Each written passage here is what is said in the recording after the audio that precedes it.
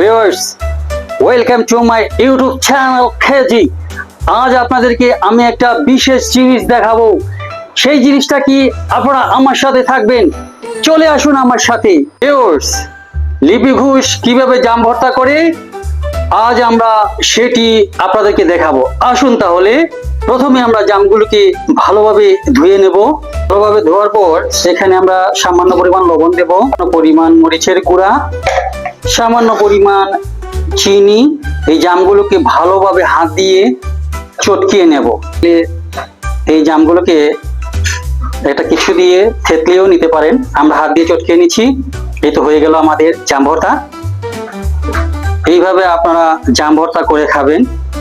খুবই ভালো করেছে।